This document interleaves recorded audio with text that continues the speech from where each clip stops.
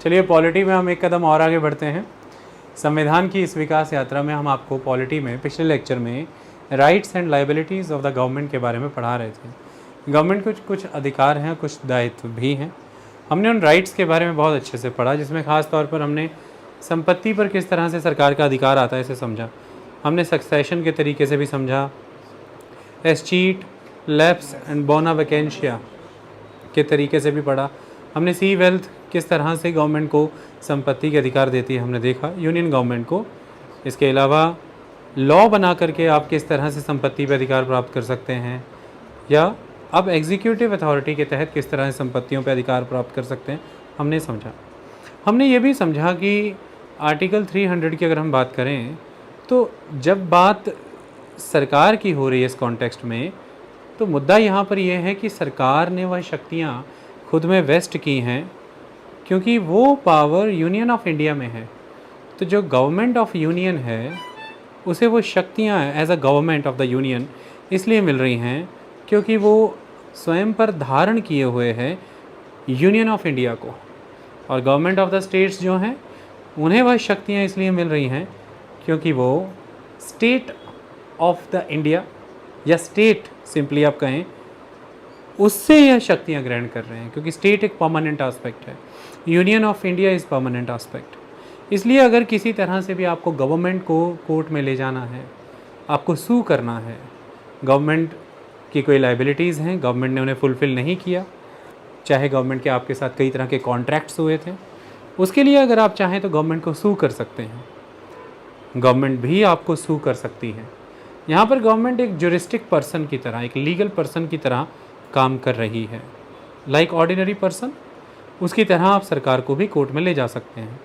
लेकिन जब बात सरकार को कोर्ट में ले जाने की आई तो हमने समझा था कि आप कोर्ट में यूनियन ऑफ इंडिया को ले जाएंगे, आप कोर्ट में एक स्पेसिफिक स्टेट को ले जाएंगे, जैसे state of Punjab, state of Andhra Pradesh या यूनियन ऑफ इंडिया, केसेस इनके नाम से होते हैं। ये कंसेप्ट हमने सारा अच्छे से समझ लिया था। आज हम लाइबिलिटीज़ के वाया आगे बढ़ेंगे। इसमें हम कॉन्ट्रैक्ट्स की दिशा में सरकार की लाइबिलिटीज़ और टॉर्ट, TORT, टॉर्ट की दिशा में सरकार की लाइबिलिटी क्या बनती है वो पढ़ेंगे। तो मैंने लिखा भी हुआ है, liabilities for contracts, liabilities for torts. और इसके बाद हम इंडिविजुअली आगे बढ़ेंगे कि पब्लिक ऑफिशियल के अगेंस्ट सूट्स हो सकते हैं क्या, सूट्स अगेंस्ट पब्लिक ऑफिशियल, जिसमें मैंने पहला प्रेसिडेंट एंड गवर्नर लिखा है, बाकी हम लिखते जाएंगे इसे डिलीट करके। आज के लेक्चर की शुरुआत इस तरह से होगी। आज बहुत से कंसेप्ट आप सीखेंगे जिसमें आप समझेंगे कि ब्रिटिश पीरियड में किस तरह से गवर्नमेंट गवर्न करती थी कंट्री को, जिसमें सॉवरेन पावर के तहत बहुत से ऐसे कंडक्ट गवर्नमेंट के द्वारा होते थे जिस पे उसकी कोई लायबिलिटी नहीं बनती थी। वो ये कहती थी कि ये सॉवरेन फंक्शन है, इसके फलस्वरूप यदि किसी को कोई नुकसान पहुंचा है इसके लिए सरकार जिम्मेदार नहीं है। सरकार को वो सॉवरेन फंक्शंस निभाने थे और हमने वो निभाए। लेकिन समय बीता, अंग्रेज़ों के समय की ये पद्धति, जो कि भारत ने किसी तरह के कोई कानून ला करके बदली नहीं, चलती रही। सुप्रीम कोर्ट के द्वारा कुछ जजमेंट्स में ये पद्धति सुनिश्चित भी कर दी गई, सही ठहरा दी गई। लेकिन समय बदला और आज के मॉडर्न लीगल और पॉलिटिकल सिस्टम में सुप्रीम कोर्ट के अलग अलग जजमेंट्स के वाया गवर्नमेंट के सॉवरेन फंक्शंस का दायरा बहुत कम हो गया है अब। और मेजॉरिटी गवर्नमेंट के मेजर कंडक्ट्स जितने भी सारे आ रहे हैं नॉन सॉवरेन फंक्शंस में, जिसके लिए सरकार लायबल है। सरकार जनता के प्रति लायबल है, सरकार को खामियाजा भुगतना होगा, कंपनसेशंस देने पड़ेंगे, डैमेज को रिकवर कराना पड़ेगा। सरकार सिंपली सॉवरेन फंक्शन की इम्यूनिटी के अंदर खुद को रख के बच नहीं सकती। तो by the way of supreme court judgments, high court judgments, धीरे धीरे सरकार की सॉवरेन फंक्शन का घेरा कम हो गया। लेकिन आज दिन तक इस पर कानून कोई नहीं है, इस पर कोई भी लॉ एग्जिस्ट नहीं करता। बेहतर हो अगर सरकार टॉर्ट्स के ऊपर भी लॉ ले आए कि लाइबिलिटीज़, जैसे कॉन्ट्रैक्ट्स को लेकर के इंडिया में, इंडिया के कॉन्ट्रैक्चुअल लॉज हैं, उसमें डिटेल में क्लियर है कि किस तरह की लाइबिलिटीज़ बनती हैं अगर आप कॉन्ट्रैक्ट ब्रेच करते हैं। पहले तो कॉन्ट्रैक्ट क्या होता है ये समझाया गया है, कॉन्ट्रैक्ट कैसे कैसे हो सकता है ये समझाया गया है, किन क्षेत्रों में, किन गतिविधियों में कॉन्ट्रैक्ट हो सकता है बताया गया है, और उसकी वायलेशन पर क्या खामियाजे, क्या प्रोसीजर है, सारा बताया गया। इसके ऊपर तो सब कुछ है।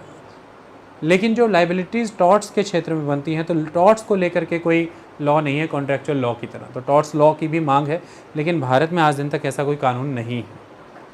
जो भी हमारे पास है वो उस समय में कोर्ट की जो इंटरप्रिटेशन होती है उसके बेसिस पर। एक वेग कंसेप्ट है सॉवरेन फंक्शंस का, जैसे कोर्ट नए नए social, democratic, political, economic light में ऑब्जर्व करते हुए जजमेंट के वाया डिसाइड करता है। आई बात समझ में? उसी दिशा में हम आगे बढ़ने जा रहे हैं। चलाइए इसी। देखिए, जब हम कॉन्ट्रैक्ट्स के क्षेत्र में लाइबिलिटीज़ की बात करते हैं तो कैसे काम होता है ये, इसकी ज़रूरत ही क्यों पड़ी कंसेप्ट की, ये अभी समझ आ जाएगा। देखिए, जब यूनियन के मामले में तो यूनियन गवर्नमेंट, और अगर स्टेट के मामले में तो स्टेट गवर्नमेंट, तो यूनियन या फिर state can enter into contracts for the acquisition, holding and disposal of property और to carry on any trade और बिजनेस। ओके, सिंपल सी कहानी है कि मान लीजिए सरकार इंदिरा गांधी इंटरनेशनल एयरपोर्ट चलाना चाहती है। उस इंदिरा गांधी इंटरनेशनल एयरपोर्ट को चलाने के लिए सरकार ने अडानी ग्रुप को या किसी और ग्रुप को ठेका दे दिया। सरकार एक तरह के कॉन्ट्रैक्ट में आई है उस ग्रुप के साथ। सरकार हाईवे बनाना चाहती है, सरकार ने किसी को ठेका दे दिया, सरकार ने किसी के साथ कॉन्ट्रैक्ट कर लिया। सरकार को एरोप्लेन की रिक्वायरमेंट है, सरकार को स्कूल बनाना है, सरकार को डैम बनाना है, ब्रिज बनाना है, सरकार को आप सबको इंटरनेट सर्विसेज, रेलवे स्टेशन पे वाईफाई देना है, सरकार ने किसी के साथ कॉन्ट्रैक्ट कर लिया। तो सरकार किसी भी तरह का ट्रेड बिजनेस कर सकती है, कोई पाबंदी नहीं। सरकार कोई भी संपत्ति, कोई भी चीज़, कोई प्रॉपर्टी इन कॉन्टेक्स्ट होल्ड कर सकती है, और उसे एक्वायर कर सकती है, होल्ड कर सकती है, जब चाहे उसे डिस्पोज कर सकती है। सरकार ने एक क्रेन यानी कि प्रॉपर्टी एक्वायर कर ली, आप क्रेन बनाते हैं, सरकार ने क्रेन ले ली, जब तक समय था होल्ड किया, यूज़ किया, जब नहीं समय है तो बेच दिया। अगर क्रेन की कंडीशन में बिक सकती है तो क्रेन की कंडीशन में बेचेंगे, कबाड़ की कंडीशन में बिक सकते तो कबाड़ बेचेंगे। भारत सरकार रेलवे के तौर पर हर रोज़ कई बोगियाँ, कई पहिए, कई सामान खरीद रही है। कितनी प्रॉपर्टी एक्वायर कर रही है देखिए, जितना समय है उतने समय तक 10, 20, 50 साल होल्ड कर रही है, और जब नहीं तो उसे सेल कर रही है, डिस्पोज कर रही है। और भारत सरकार ने इस बार रेलवे के तहत कबाड़ बेच करके बहुत पैसा कमाया। तो ये तो अधिकार सरकार के पास रहेगा, लेकिन सरकार ये सब कॉन्ट्रैक्ट के तहत करती है। सरकार टेंडर निकालती है कि भाई हमें इतनी रेलवे लाइन बिछानी है, या सरकार टेंडर निकालती है कि हमें रेलवे स्टेशन का दोबारा से सारा रेनोवेशन करना है। वो टेंडर में सरकार अपनी रिक्वायरमेंट बताती है हमें ये चाहिए, और फिर वो सब लोग टेंडर फिल करते हैं, अपनी कॉस्ट बताते हैं कि भाई हम इस क्वालिटी का काम इतने में करके देंगे। सरकार फिर उसकी एनालिसिस करती है और उसके मुताबिक टेंडर जो है वो ऑक्शन कर दिया जाता है, ये काम आपको दे दिया गया। जिस पार्टी को अब वो टेंडर मिला है उसके साथ सरकार अब कॉन्ट्रैक्ट करेगी ना, कि इतने समय में आप हमें इतना बड़ा प्लेटफॉर्म बना के देंगे रेलगाड़ी का, उस पर आप इस तरह से कोटा पत्थर लगाएंगे और इतनी आरसीसी डालेंगे, इतनी हाइट होगी, इतना प्लिंथ होगा, इतनी स्ट्रेंथ, और इसकी 10 साल 15 साल की लाइफ होगी। ये सारा कॉन्ट्रैक्ट होगा, और कॉन्ट्रैक्टर को फिर बदले पेमेंट कि आपको ऐसे ऐसे किश्तों में पैसे आएंगे, पैसे इस तरह इस मोड में मिलेंगे, कैश, ऑनलाइन या बैंक के थ्रू, डिमांड ड्राफ्ट, सारी शर्तें लिखी जाती हैं, कॉन्ट्रैक्ट बनता है। अब ऐसे में या तो वो कॉन्ट्रैक्टर काम नहीं कर रहा है, जैसे हाईवे बन रहे हैं तो ये सोमा कंपनी है या कोई और कंपनी है, L&T है, ये सब सरकार के साथ कॉन्ट्रैक्ट करती हैं। तो वो प्लेटफॉर्म बन रहा है रेलवे स्टेशन का, तो वो बहुत ज़्यादा समय लगा रहा है वो पर्सन, या वो उस गुणवत्ता का, उस क्वालिटी का काम नहीं कर रहा है। इंजीनियर्स जो हैं, गवर्नमेंट ने एग्ज़ाम लिया IES का, इंडियन इंजीनियरिंग सर्विसेज, या फिर PWD का स्टाफ जो है, या रेलवे का खुद का स्टाफ है, सब ने वो जांचा, देखा कि उस गुणवत्ता का काम नहीं हो रहा जैसा मैनेज किया। उतनी रेत, उतनी बजरी, उतनी सैंड, उतना कुछ भी नहीं डल रहा। तो ऐसे में फिर गवर्नमेंट उसे कोर्ट में घसीटेगी, ये काम नहीं करके दे रहा जिस ढंग का। और दूसरी तरफ उसने काम करके अच्छा दिया है, सरकार पेमेंट रिलीज़ नहीं कर रही उसकी।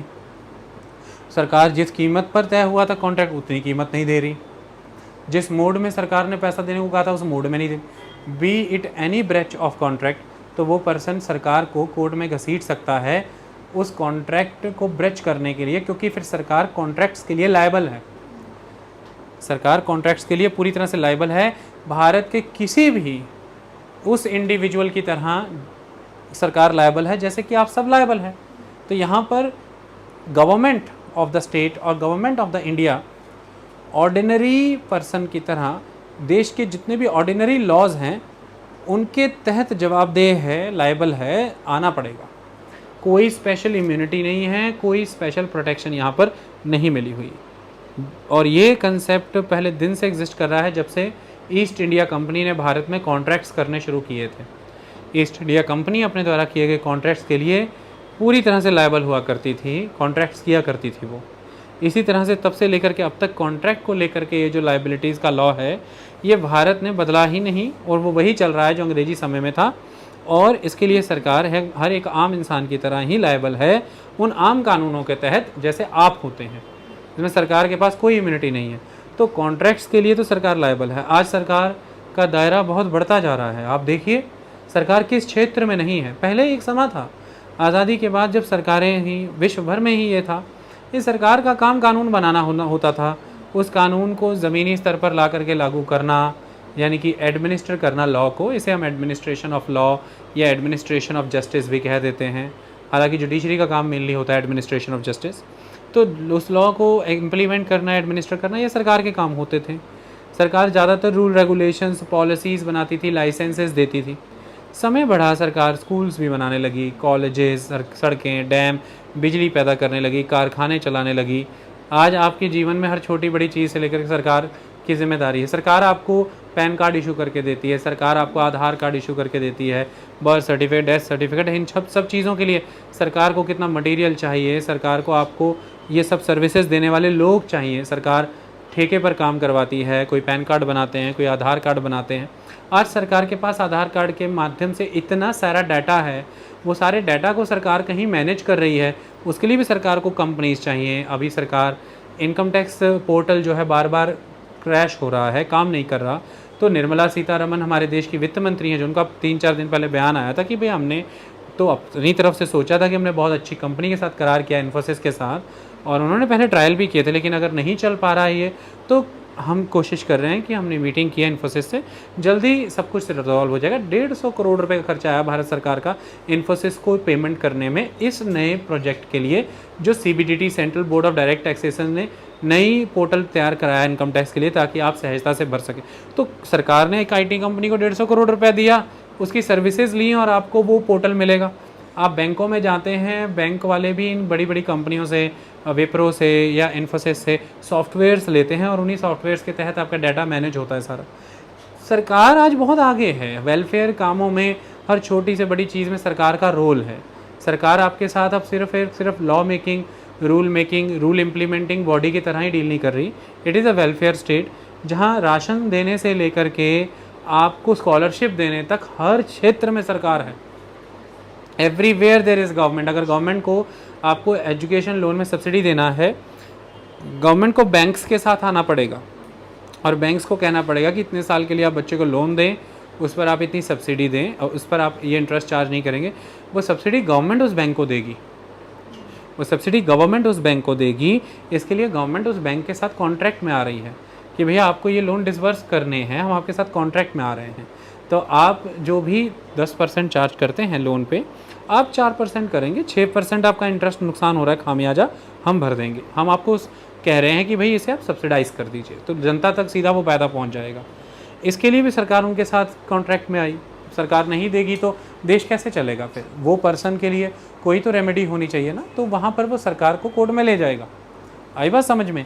ये है कि गवर्नमेंट की लायबिलिटी बनती है in the field of contract.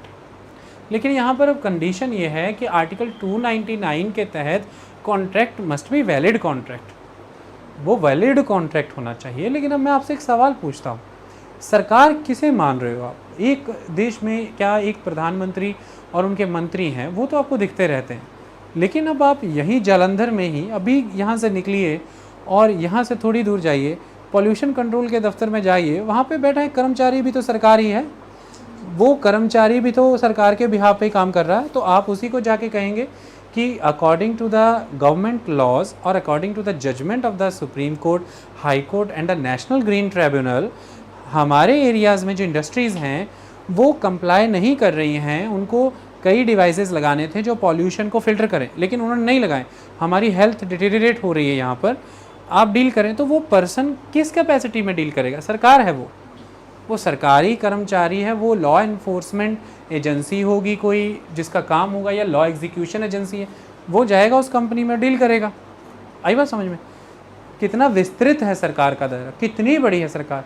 लेकिन हम यहाँ पर एक बात सोचिए, वो आदमी जो है, वो पॉल्यूशन कंट्रोल बोर्ड जो है उसका जो कोई वहाँ पर मेन इंजीनियर या डायरेक्टर बैठा है, वो अपने ही बेसिस पर यहाँ पर किसी प्राइवेट वेंडर के साथ कॉन्ट्रैक्ट साइन कर ले कि भाई आप, हम पोल्यूशन कंट्रोल बोर्ड को इतने डिवाइसेस देंगे और वो डिवाइसेस हम आगे कंपनीज़ को डिस्ट्रीब्यूट करेंगे, वो लगाएंगे, इसके लिए आपको हम पेमेंट करेंगे, सरकार पेमेंट करेगी। एक्चुअल में वो पैसा तो सरकार का था, यानी कि वो पैसा देश का था, क्योंकि सरकार भी यहाँ पर देश की जनता के लिए है, देश की जनता से बनी है, देश की जनता द्वारा बनी है, तो देश की जनता का धन था। उस ऑफिसर ने देश की जनता का पैसा इस्तेमाल किया वो डिवाइसेस परचेज़ करने में, जिसके तहत वो डिवाइसेस उसने कंपनीज़ को दी। क्या वो पर्सन ऑथराइज्ड था ये करने के लिए? अगर ये चीज़ अश्योर ही नहीं करेंगे हम, तो हर सरकारी कर्मचारी हर रोज़ दुकानों से सामान खरीद रहा है सरकारी पैसे से। ये क्या धांधली मची है? ऊपर नरेंद्र मोदी को कुछ पता ही नहीं, उसको मीडिया सवाल पूछ रही है, बस बाबूजी क्या चल रहा है, सरकार किधर? तो ऐसे देश कैसे चलेगा? एक एक चवन्नी, एक एक पाई, एक एक रुपया बजट के माध्यम से देश के धन, पब्लिक एक्सचेकर का पैसा यूज़ होता है। उसका एक तंत्र बनाया गया है ना, इतना बड़ा विस्तृत तंत्र है। तो देश का पैसा है, राष्ट्र की संपत्ति बनेगी, राष्ट्र की संपत्ति राष्ट्र होल्ड करेगा, राष्ट्र की संपत्ति राष्ट्र इस्तेमाल ना होने पर डिस्पोज कर देगा। तो वो डिस्पोज करके वो राष्ट्र के पैसों से ली गई संपत्ति एक्वायर हुई, वो राष्ट्र के ही हित में इस्तेमाल हुई और वो राष्ट्र को ही दे दी बेचने के बाद पैसा। ये तो देश का सिस्टम है। राष्ट्र को यहाँ पर रिप्रेजेंट कर रहे हैं द प्रेसिडेंट और स्टेट्स को यहाँ रिप्रेजेंट कर रहे हैं द गवर्नर। तो एग्जीक्यूटिव कैपेसिटी में भी देखें तो प्रेसिडेंट यूनियन गवर्नमेंट को रिप्रेजेंट करते हैं और गवर्नर स्टेट गवर्नमेंट को रिप्रेजेंट करते हैं एग्जीक्यूटिव कैपेसिटी में। तो इस तरह से अकेला पर्सन, कोई मंत्री मान लीजिए, मिनिस्टर ऑफ ट्राइबल अफेयर्स, वो ये कॉन्ट्रैक्ट कर लें किसी डीलर कॉन्ट्रैक्टर के साथ कि भाई हमें इतने वहाँ पर स्कूल्स बनाने हैं, तो वो लगा स्कूल बनाने वो पर्सन। इधर से मिनिस्टर ने ही एग्रीमेंट कर रखा था, आज है मिनिस्टर कल नहीं है, 6 महीने बाद वो मिनिस्टर ही नहीं है, उधर से स्कूल बन रहे हैं, उसकी पेमेंट कहाँ से आएगी? वो जो स्कूल बनाने वाला पेमेंट है, तो मंत्री बदल गया, नया मंत्री आएगा, वो कहेगा मुझे स्कूल नहीं पसंद, और वो कहेगा मैं तो नहीं कहा था स्कूल बनाने को, तू किधर से बना रहा था भाई स्कूल? तो मैंने तो स्कूल बनाने थे वहाँ पर अपना दार्जिलिंग में, तू बना रहा है झारखंड में। तो वो स्कूल नहीं ले रहा है, वह पैसे भी नहीं दे रहा है, कॉन्ट्रैक्टर भाग गया, कॉन्ट्रैक्टर को नुकसान हो गया। कॉन्ट्रैक्टर किसके पास जाए रेमेडी लेने? पहला सवाल। दूसरी बात, क्या वो मंत्री कैपेबल था अपने ही लेवल पर अपने दफ्तर में बैठ के किसी से भी कॉन्ट्रैक्ट करने के लिए? बाकी मंत्री को कुछ पता ही नहीं, सरकार को कुछ पता ही नहीं, किसी को कोई क्लैरिटी ही नहीं कि किधर क्या चल रहा है। ऐसे में मुझे पता है देश कैसे चलेगा? प्रधानमंत्री की पोजीशन क्या हो जाएगी? उसके तो मंत्री सब बेच के खा जाएंगे। और कॉन्ट्रैक्ट कैसे कर लिया? अपने मौसी के बेटे के साथ कॉन्ट्रैक्ट उसके साथ कर लिया। कहते क्या कर रहा है आजकल? कहता है आजकल खाली नदियों में बैठा रहता हूँ। नदियों में क्यों बैठा रहता है? कहते तुझे मैं दे रहा हूँ ना 300 करोड़ रुपए का कॉन्ट्रैक्ट ले ले तू मुझसे। सो मेरी जेब में तो भैया अब 300 रुपया भी नहीं है। अब वे बेटे 300 करोड़ का कॉन्ट्रैक्ट दे रहा हूँ, पहले 3 करोड़ देता हूँ ना तुझे मैं, तू 3 करोड़ से लेता, बजरी सामान ले, ठेके पे आदमी ले, तू शुरू कर स्कूल बनाना एक।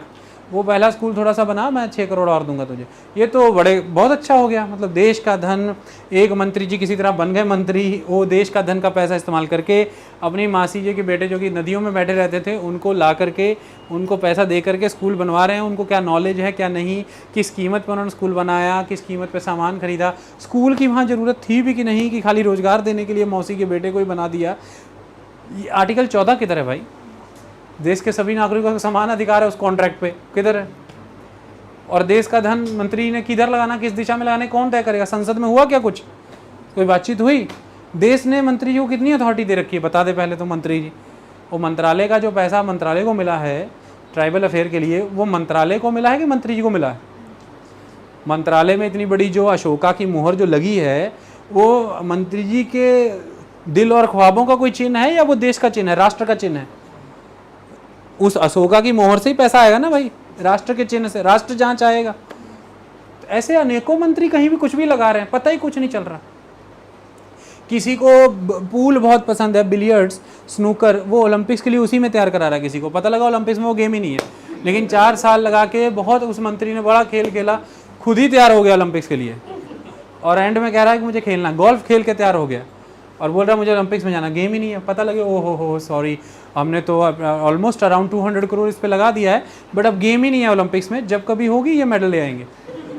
ये किसने ऑथराइज किया भाई तुमको ये गेम में पैसा लगाने के लिए? ऐसे फिर देश नहीं चलता।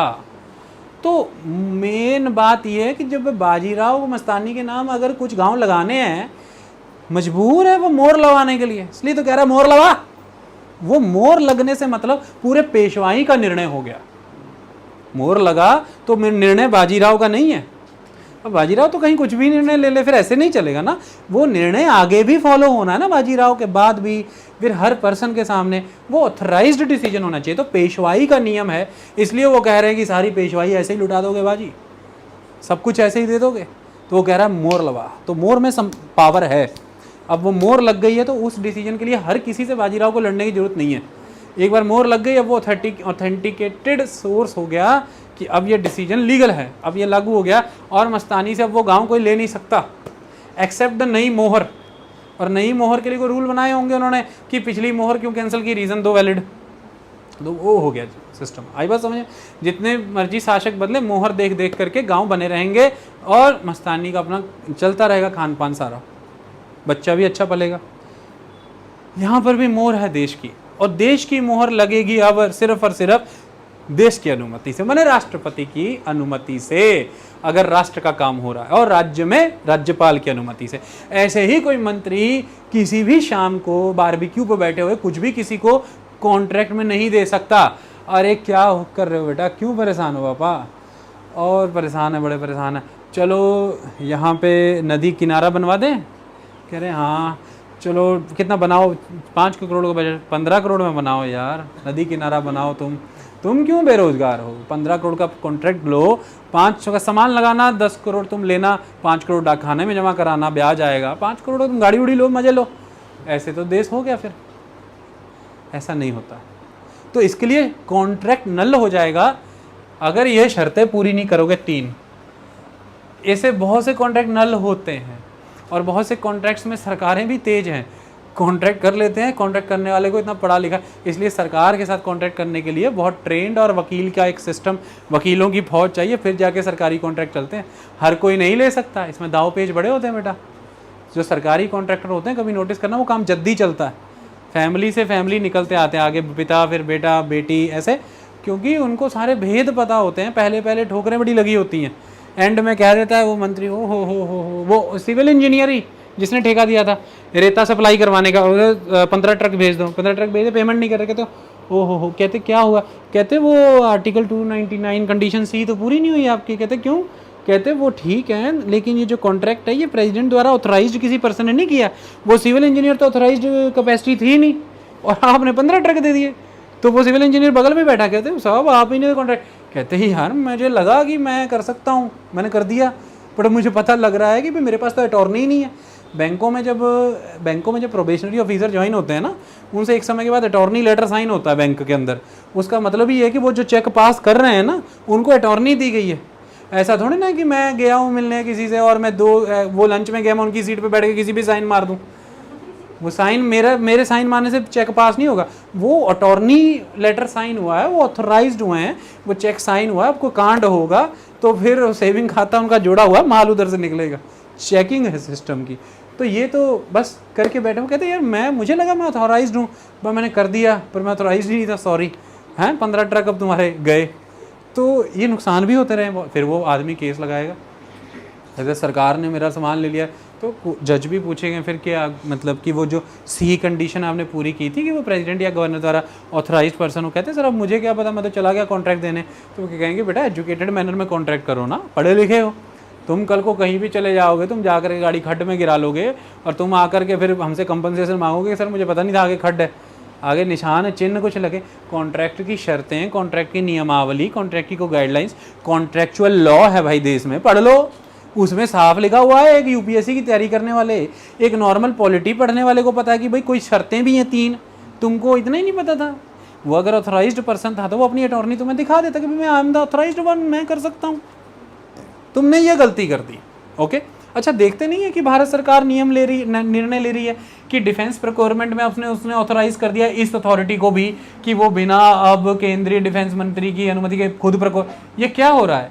अब नीचे से नीचे ज़्यादा लोगों को ऑथराइज कर रहे हैं कि जल्दी जल्दी फास्ट पेस पर प्रोक्योरमेंट हो, क्योंकि वो ऑथराइजेशन ही नहीं थी, इसलिए कॉन्ट्रैक्टर्स कॉन्ट्रैक्ट ही नहीं करते थे।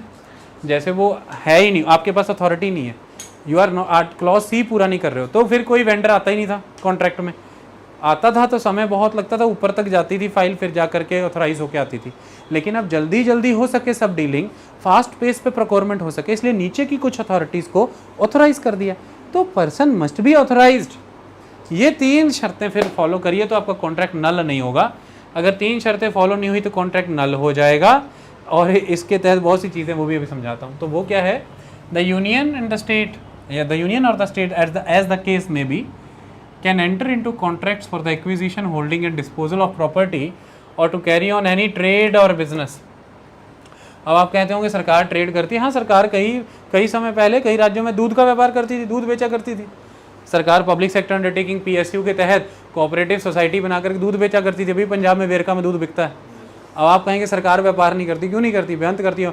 पहले एक समय में मदर डेयरी के साथ भी सरकारें मिली रहती थी। तो दूध, सरकार उस कोऑपरेटिव सोसाइटी में एक स्टेक होल्डर है।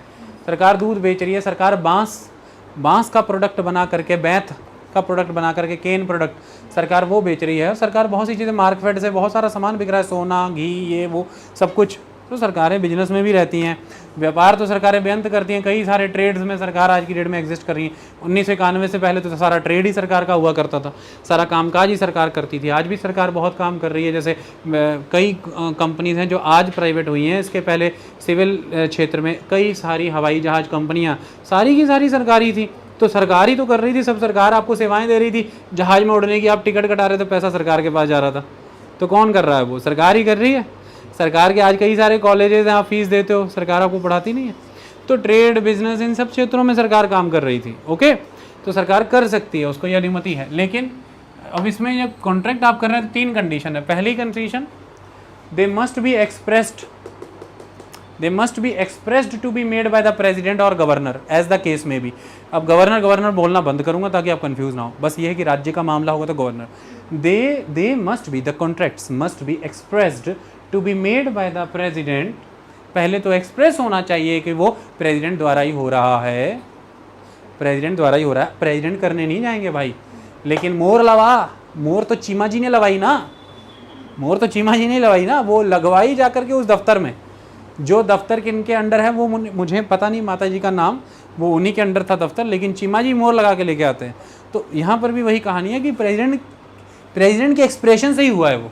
बाद में प्रेसिडेंट ऐसे नहीं कह सकते हो मुझे पता नहीं लगा यार, अनएक्सप्रेस्ड ही हो गया सब कुछ। नहीं, कई बार हम कुछ भी कांड करके आते हैं ना, मेरा मीनिंग मैं कुछ और एक्सप्रेस हो गया, ऐसा नहीं है। यहाँ पे एक ही एक्सप्रेशन है और वो प्रेसिडेंट का एक्सप्रेशन है। बिल्कुल जायज़ एक्सप्रेशन है कि 10 गाड़ी रेता लेनी थी। वो ये नहीं कह सकते हो हमने तो फुल्ले लेने थे पॉपकॉर्न और हमने रेता ले ली, सॉरी, एक्सप्रेशन चेंज।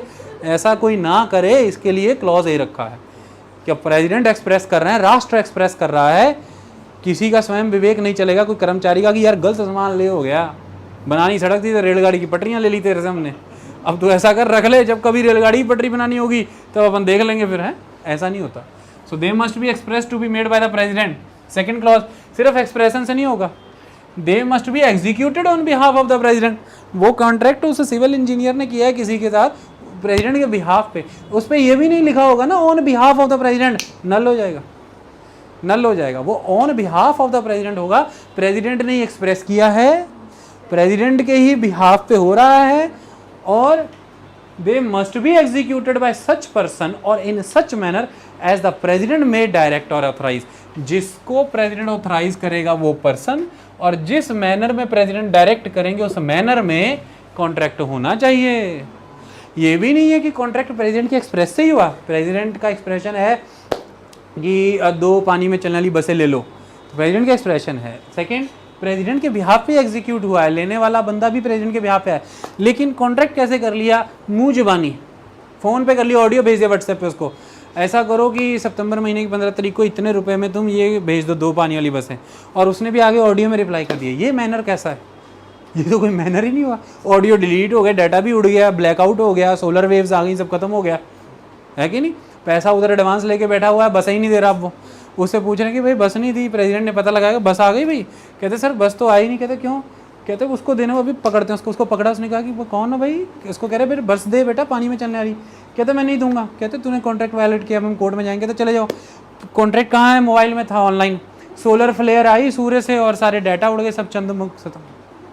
पेगासस नाम का कुछ घुस गया आकर के सब ले गया। ऐसे नहीं, मैनर भी बताया जाएगा, लिख करके प्रॉपर इस प्रोनोट के ऊपर इस तरह से कॉन्ट्रैक्ट तुमको करना है। 3 चीज़ें जरूरी हैं। ये एक्सप्रेस्ड बाय प्रेसिडेंट होना चाहिए, प्रेसिडेंट की इच्छा। ये प्रेसिडेंट के बिहाफ पे एग्जीक्यूटेड होना चाहिए। ये उस पर्सन के द्वारा होना चाहिए जैसे प्रेसिडेंट ऑथराइज करे, और ये उस मैनर में होना चाहिए जैसा प्रेसिडेंट डायरेक्ट करे। ये अगर पूरी कर रही हैं शर्तें आप, कॉन्ट्रैक्ट आपका वैलिड है। ये शर्तें अगर, और बाकी कॉन्ट्रैक्ट लॉ की शर्तें, तो फिर कॉन्ट्रैक्ट, लेकिन कॉन्ट्रैक्ट लॉ का सब फॉलो करते रहो। ये 3 नहीं फॉलो कर रहे हैं, कॉन्ट्रैक्ट कोर्ट में नहीं चलेगा, फिर नल हो गया। यहाँ पर फिर ये कहा गया है कि these conditions are mandatory not directory. ये मैंडेटरी हैं, डायरेक्टरी नहीं, ये फॉलो नहीं होंगी। कॉन्ट्रैक्ट अनएनफोर्सेबल हो जाएगा, वॉइड कहलाएगा, नलिफाइड कहलाएगा। आप जो मर्जी कॉन्ट्रैक्ट करते रहिए, इसलिए कि प्रत्येक मंत्री के नीचे प्रत्येक सेक्रेटरी के नीचे प्रत्येक कलेक्टर के नीचे प्रत्येक ऑफिसर, प्रत्येक महकमे का छोटे से छोटा कर्मचारी जो सरकार है, वो ये समझे कि वो कलेक्टिवली काम कर रहा है। वो ये समझे कि इन सब का जो किया हुआ काम है वो सरकार के उन मंत्रियों के द्वारा देश की जनता के सामने संसद में प्रस्तुत होता है, और सरकार के लिए ये सब मैनेज हो जाए, इसके लिए मोहर बड़ी बात है। राष्ट्रपति का नाम है, उसके नाम पे, उसके बिहाफ पे, उसकी इच्छा से, उसके मुताबिक ये सब हुआ है। इसी के तहत ये सारा फॉर्मेलिटी के चैनल में एंटर होता है, और जब ये फॉर्मेलिटी के चैनल में एंटर होता है तभी सरकार के संज्ञान में आती हैं सारे बातें कि ओके, जालंधर में एक पोल्यूशन बोर्ड में एक इंजीनियर को एक मशीन चाहिए, वो नीचे से फिर ऊपर की ओर उठती है साइन होने के लिए, चल चल के रिक्वायरमेंट डालते हैं, ऊपर जाती है, तब जा करके उस संदूक में से निकल के मोहर लगती है, प्रेसिडेंट की अनुमति होती है। वरना तो वो अपने ही लेवल पे प्रिंट आउट निकाल के सब कुछ कर के 4 साल की नौकरी में ही सब खा पी के स्पेन चला जाएगा। समझो इस बात को। सरकार के लिए मैनेज करना डिफिकल्ट होगा, इससे करप्शन बहुत बढ़ेगी, इससे कंट्री में कॉन्ट्रैक्ट्स जो है वो एक बोगस कंसेप्ट हो जाएगा, कोई भी सरकार को सर्विसेज नहीं देगा, सरकार काम करने से चूक जाएगी, क्योंकि सरकार खुद से सारे काम कहाँ करने बैठ जाएगी। सरकार थोड़ा खुद ही जा करके सड़कें बनाए, रेलवे बनाए, ये बनाए वो, ये तो सर्विसेज हैं सबकी। एक से एक इंजीनियर लगेंगे, LNT रिक्रूटमेंट करने आती है आपके कॉलेजेस में, सरकार सड़क बना रही है, लेकिन एक्चुअल में वहाँ पर काम करने वाले लोग तो इंजीनियर है प्राइवेट कॉलेजेस से, और उन्हें एक प्राइवेट कंपनी ने अपॉइंट कर रखा है 15-15 लाख के पैकेज पे। सरकार ने सीधा उस कंपनी को ठेका दिया है, बाकी वो अपने इंजीनियर से कैसे काम लेती है वो अलग बात। लेकिन इस तरह से तो फिर सरकार अब अपने खुद के इंजीनियर उस कैपेसिटी में रिक्रूट करने लग जाए। सरकार सिर्फ की पोजीशंस पर कॉन्ट्रैक्ट्स वैलिड हों, अच्छे से हों, टेक्निकली अच्छी वे में असेस हों, इसके लिए इंडियन इंजीनियरिंग सर्विसेज के तहत इंजीनियर्स ले रही हैं। वो गाइडलाइंस बनाते हैं, वो सारा सिस्टम बनाते हैं, आगे फर्दर करना तो काम कंपनी को ही है। ये ज़रूरी है बहुत। आई बात समझ में? इस पर किसी को कॉन्ट्रैक्ट के मामले में डाउट हुआ भाई? ये क्लियर हो गया कि ये कंडीशंस मैंडेटरी हैं, डायरेक्टरी नहीं। इस तरह से काम चलता है। अब इस मामले में मैं आपको 3 केस बताता हूँ, जब आपको इसका इम्पैक्ट फील होगा पढ़ करके। बस केस को याद नहीं करना है, कंसेप्ट को बस अच्छे से समझना है। वो क्या है देखिए, सबसे पहला केस देखिए, करमशी वर्सेस स्टेट ऑफ बॉम्बे का। इस मामले में क्या हुआ कि PWD मिनिस्टर थे इरिगेशन ऑफ लैंड के, इन्होंने एक कॉन्ट्रैक्ट कर लिया गवर्नर ऑफ द स्टेट के नाम पे। The contract was repudiated as it was not expressly made in the name of the governor of state. The court dismiss the case by saying that mandatory requirement of section 92-99 was not complied while making a contract. Expressly वो governor के name पे नहीं था, कहीं पर भी ये clear नहीं था कि गवर्नर एक्सप्रेस कर रहे हैं कि ये जो PWD इरिगेशन मिनिस्टर हैं ये कोई कॉन्ट्रैक्ट साइन करें किसी के साथ, तो कॉन्ट्रैक्ट इनवैलिड हो गया। आगे नेक्स्ट देखिए, DG factory versus state of Rajasthan. मैंने क्या बताया दूसरा क्लॉज कि ऑन बिहाफ ऑफ प्रेसिडेंट होना चाहिए। यहाँ पर क्या हुआ, यहाँ पर पुलिस यूनिफॉर्म सप्लाई करने का कॉन्ट्रैक्ट किया जाना था। इसे inspector general of police IG ने ही साइन कर दिया on behalf of the president, but कहीं पर भी मेंशन नहीं था कि मैं ये ऑन बिहाफ ऑफ प्रेसिडेंट करने जा रहा हूँ। ये कहीं पर भी मेंशन नहीं किया, क्योंकि करते तो फिर उनकी लायबिलिटी बन जानी थी कि I am going to do this on behalf of president. State contends that it is not a valid contract. State ने, देश सरकार ने, राज्य सरकार ने कहा कि यूनिफॉर्म दिया है, आगे पैसा पूसा कोई नहीं मिलेगा, this contract is not valid. Supreme court said that in the absence of specific rule, if competent authority has signed the deed in its official capacity, the requirement shall be deemed to have been complied with. Okay, अगला मतलब ये समझ आ रहा है कि on behalf लिखना कितना जरूरी है। तीसरा, state of Bihar versus Karamchand कर्म थापर। इसमें ये हो गया कि ये एग्जीक्यूट उस पर्सन के द्वारा नहीं हुआ जो पर्सन प्रेसिडेंट के द्वारा ऑथराइज नहीं था। वो कौन है? इस कंपनी में क्या हुआ कि एरोड्रोम बनाने का कॉन्ट्रैक्ट साइन हुआ बिहार गवर्नमेंट के साथ, काम कंप्लीट हो गया, उसने पैसे मांगे, पैसा नहीं दिया, आर्बिट्रेशन कोर्ट के पास मामला गया, वहाँ पर उस पर्सन ने कहा कि भाई मैंने पैसे मांगे, मैंने कंपनी से काम, मैंने अपना काम दिया कंपनी का, तो आगे से उनसे कहा गया कि agreement was made in favour of governor and was signed by the executive engineer. तो अवार्ड क्या आता है? The government contended that it was signed by executive engineer who is not an authorised person to sign, so the agreement is void. Agreement is void. Executive engineer authorised ही नहीं था sign करने के लिए, उसने फिर भी साइन कर दिए, इसलिए ये अग्रीमेंट तो वॉइड हो गया। और इन्होंने जितनी भी एरोड्रोम बनाई हैं उसके लिए भैया पैसा इनको नहीं मिलेगा। तो इस तरह से चंपत लगते रहते हैं, नुकसान होते रहते हैं। इसलिए तो बार बार ये कहा जाता है कि कॉन्ट्रैक्ट लॉ को और सिंप्लीफाई किया जाए, बेहतर किया जाए, अगर सरकार काम चाहती। इसलिए तो आपकी कभी सोचा क्यों नहीं? 2-4 ही बड़ी बड़ी देश की कंपनियां हैं जो रेलवे, पानी, सड़कों के क्षेत्र में काम कर रही हैं। आम बंदा क्यों नहीं आ पाता? वो तो आता पता ही लगता, काम करने वाला सब ज़िंदगी लुटा करके बैठा होता है, पैसे ही नहीं मिल रहे होते, कोर्ट केसेस बहुत भुगतने पड़ते हैं, पेमेंट बड़ी अटकी रहती पीछे पीछे। ये बड़ी बात, इतनी बात क्लियर हो गई? कोई डाउट इसमें? अब अगला क्लॉज यहाँ पे कहता है, आपने कहा कि प्रेसिडेंट के नाम पे एक्सप्रेस हो, आपने कहा कि प्रेसिडेंट के बिहाफ पे एग्जीक्यूट हो, आपने कहा कि प्रेसिडेंट द्वारा ऑथराइज पर्सन और प्रेसिडेंट द्वारा डायरेक्टेड मैनर में हो। तो अब कॉन्ट्रैक्ट में के तहत पेमेंट नहीं जा रही आपको, कॉन्ट्रैक्ट के तहत आपको जो मोड बताया था उस मोड में पेमेंट नहीं, कॉन्ट्रैक्ट ब्रेच हो गया ना। अब सब कुछ प्रेसिडेंट के नाम पे ही हुआ या गवर्नर के नाम पे, क्या कोर्ट में आप प्रेसिडेंट को लेकर के जाएंगे, घसीटेंगे? वो इज द पर्सन। कोर्ट में किसको लेकर के जाएंगे? स्टेट इज रिस्पॉन्सिबल, भारतीय राज्य is responsible, not the president, not the governor, not at all. So the president or governor is not personally liable in respect of any contract executing in his name. उनके नाम पर जितने भी contract देश में चल रहे हैं, इसके लिए वो कहीं पर भी किसी कोर्ट में लायबल नहीं हैं, क्योंकि प्रेसिडेंट ये और गवर्नर ये सब कुछ काउंसिल ऑफ मिनिस्टर की एडेंट एडवाइस से ही करते हैं। ये पहला एस्पेक्ट। तो क्या फिर council of minister personally liable हो? बिल्कुल नहीं, वो भी लायबल नहीं है, क्योंकि देश की जनता ने 5 बरस के लिए चुनाव करा के एक लेजिटिमेट गवर्नमेंट इंस्टॉल कराई है, जिन्होंने ऑफिस में एंटर होने से पहले ओथ ली है, पहले तो एज अ एमपी और दूसरी बात एज अ मिनिस्टर। उस ओथ लेने के बाद संविधान, कानून, जजमेंट्स और बाकी एक्ट्स की सभी शक्तियां उस सरकार में धारण हो गई हैं। उन्होंने ऑफिस अज्यूम करने से पहले अटॉर्नी लेटर पे साइन किया है, उसकी फ़ोटोज़ भी आप देखते रहते हैं। आज ऑफिस अज्यूम हो गया। अब इसके तहत वो जो भी कामकाज कर रहे हैं, उस कामकाज के लिए जिम्मेदार जो होगा वो देश है या राज्य है, स्टेट है। आई बात समझ में? द यूनियन ऑफ इंडिया और द स्टेट ऑफ आंध्र प्रदेश, कर्नाटका, पंजाब। तो जब आप केस लगाएंगे, आप केस प्रेसिडेंट के अगेंस्ट, अगर मेरे साथ कॉन्ट्रैक्ट हुआ है सरकार का कि भाई मुझे रेल नीर के तौर पर पानी देना है रेलगाड़ियों के लिए, और सरकार मुझे उसके लिए बॉटल्स देने वाली थी, पानी मैंने गैदर कर लिया है, बॉटल्स नहीं आ रही, इससे मेरा पानी ख़राब हो रहा है, मैं ब्रेच का केस लगाऊंगा कॉन्ट्रैक्ट के तहत। तो मैं केस ना प्रेसिडेंट के खिलाफ लगाऊंगा, ना गवर्नर के खिलाफ लगाऊंगा, ना मैं किसी पर्टिकुलर मंत्री के खिलाफ लगाऊंगा, मैं केस सीधा सीधा भारतीय राज्य के खिलाफ लगाऊंगा या उस पर्टिकुलर राज्य के खिलाफ लगाऊंगा। बात समझ में आई? State is liable. तो that is the concept. President और governor is not personally liable in respect of any contract executing in his name. This immunity is personal, and this immunity is a personal, it is a personal immunity and does not immunize the government. Government नहीं बची, वो इस मामले में पूरी जिम्मेवार है। एक ऑर्डिनरी पर्सन की तरह ऑर्डिनरी लॉ ऑफ कॉन्ट्रैक्ट के तहत उसे सू किया जा सकता है।